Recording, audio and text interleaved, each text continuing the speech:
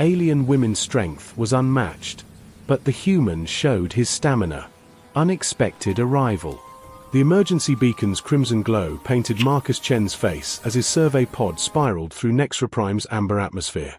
The magnetic storms had come from nowhere, frying his navigation systems and sending him tumbling toward the planet's surface. Through the viewport, he glimpsed sprawling cities of crystalline spires and flowing organic architecture before impact foam filled the cabin. Marcus awakened to find 3 figures silhouetted against a violet sky. The tallest stepped forward, her silver hair flowing like liquid mercury in the alien breeze. "I am Commander Zara of the Nexaran Council," she announced, her voice carrying both authority and curiosity. "You've crashed in our sovereign territory during the season of trials." Beside her, a woman with intricate tattoos that seemed to shift and glow studied Marcus with analytical eyes. "Scholar Myra," she introduced herself, already taking readings with a translucent device. "Your biology is fascinating. Similar to ours, yet distinctly different." The third figure moved with predatory grace, her auburn skin marked with ceremonial scars. "Hunter Kess," she said simply, circling him with an appraising gaze. "You survived a crash that should have been fatal. Interesting." Marcus struggled to his feet, his engineer's uniform torn but his spirit intact. "I'm Marcus Chen, stellar cartographer from the exploration vessel Horizon. I mean no intrusion. My systems failed."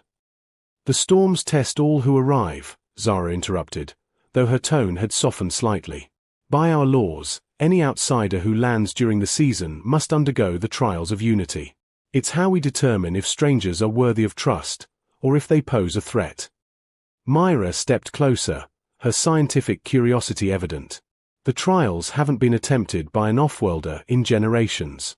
They test more than physical prowess, they evaluate character, intelligence, and adaptability."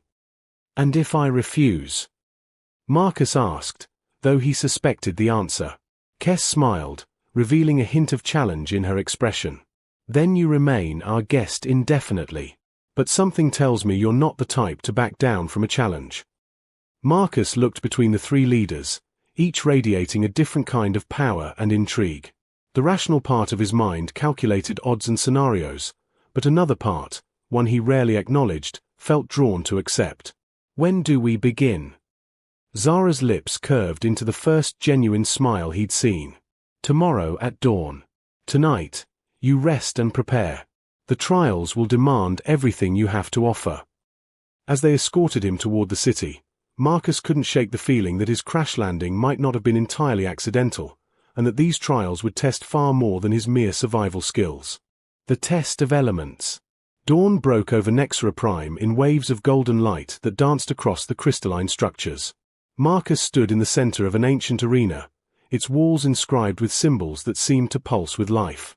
The 3 leaders approached, each carrying an artifact that hummed with energy. Zara stepped forward first, raising a sphere that crackled with electrical storms.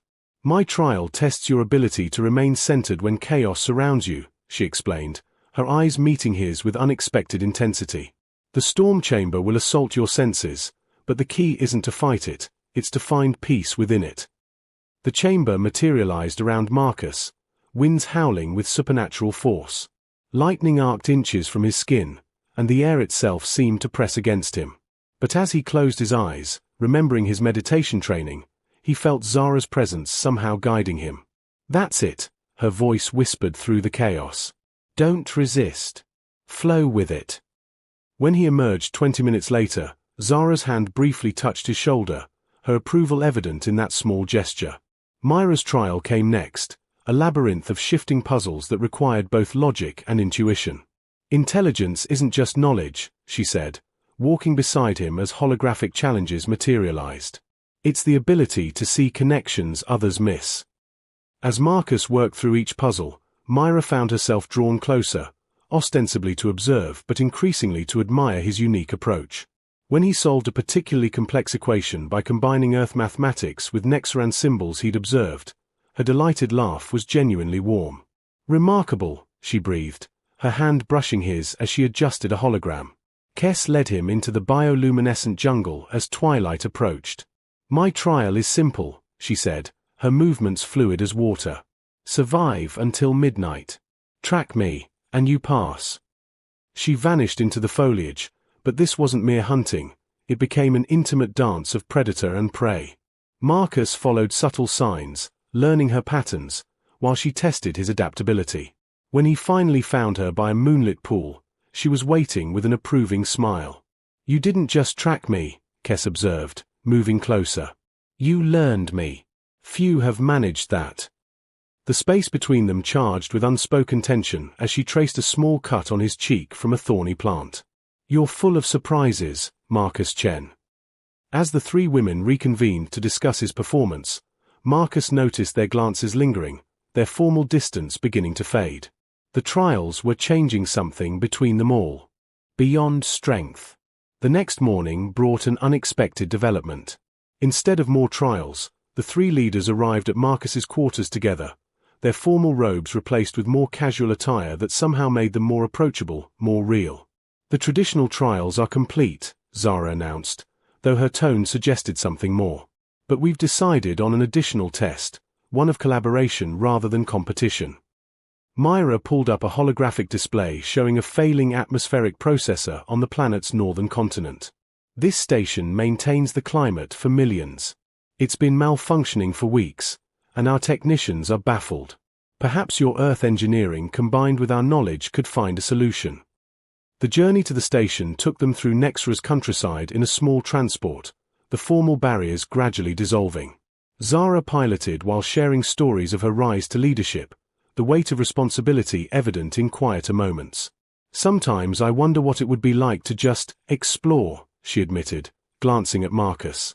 To discover new worlds instead of protecting one. Leadership chose you as much as you chose it, Marcus replied, recognizing the loneliness in her words. Their eyes met in the reflection of the viewport, holding for a moment longer than necessary. At the station, Myra worked alongside Marcus, their minds synchronizing as they diagnosed the problem. She found herself genuinely excited by his unconventional approaches, the way he questioned assumptions she'd never thought to challenge. When they finally identified the issue, a resonance frequency that Earth technology could modulate, she impulsively embraced him in celebration, then pulled back, her tattoos glowing brighter with embarrassment. I apologize, that was, she began, but Marcus gently touched her hand. It was perfect, he said simply, and her smile returned, softer and more personal.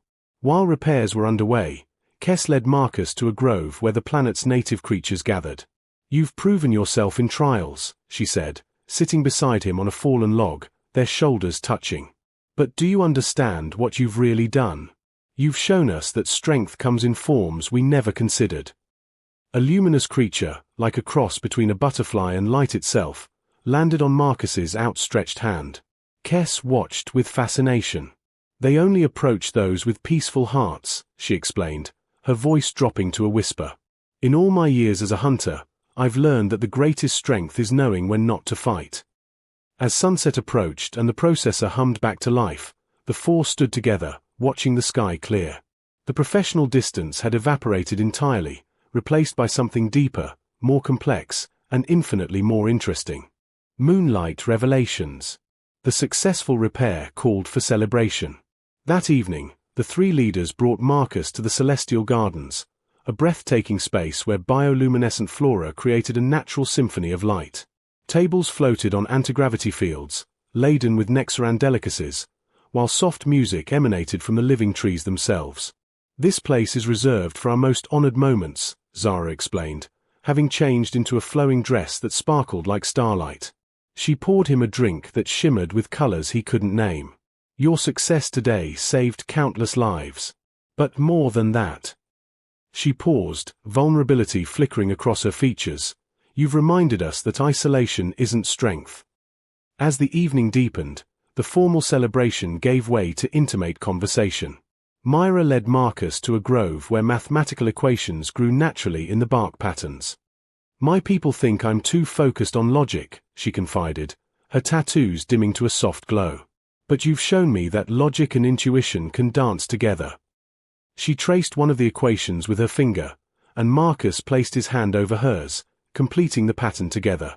On Earth, we call it synthesis, Marcus said softly.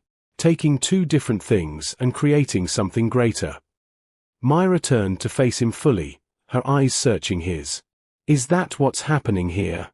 Between us? The question hung in the air, charged with possibility.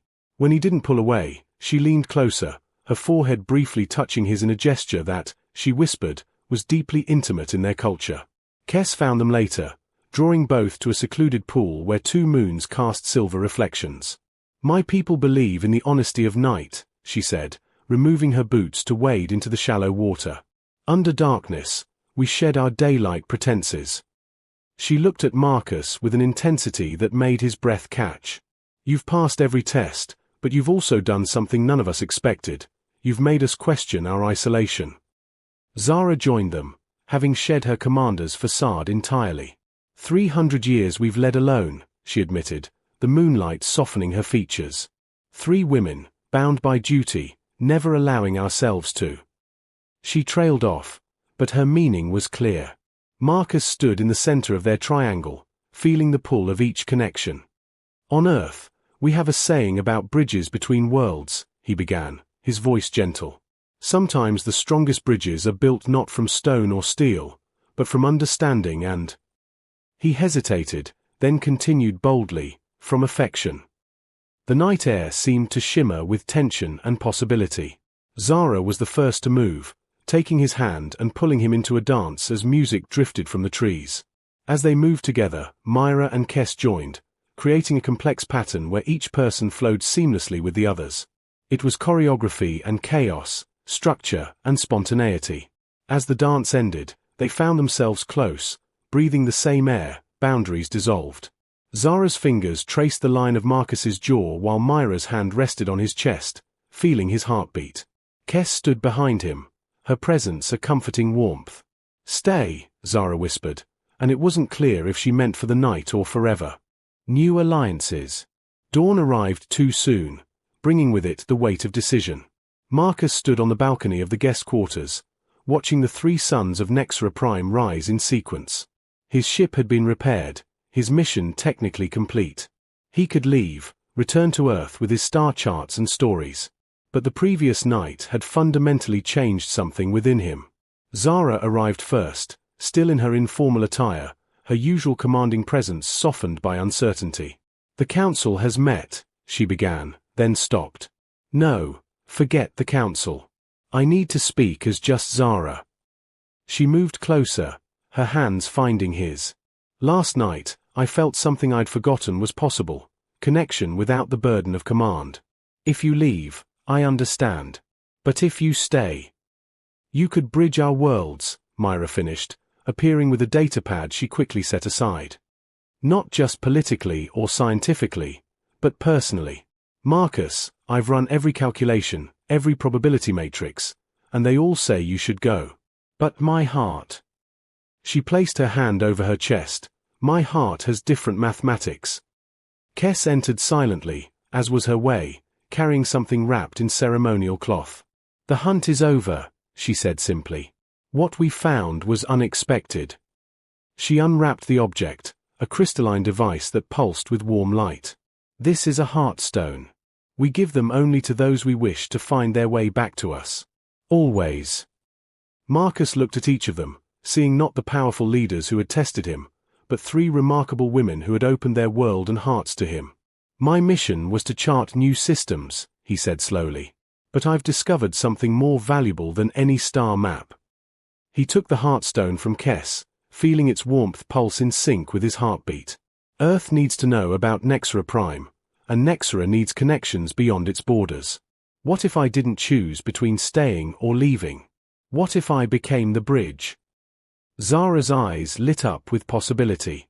An ambassador who travels between worlds. Bringing knowledge and culture both ways, Myra added, her analytical mind already seeing the potential. And always returning home, Kes finished, a smile playing at her lips. To us. Marcus pulled them all close, feeling the rightness of this moment. I'll need to report to Earth, establish proper diplomatic channels. But I'll return within 3 lunar cycles. This heartstone, he held it up, watching it catch the morning light, will guide me back. The farewell that followed was bitter and sweet in equal measure.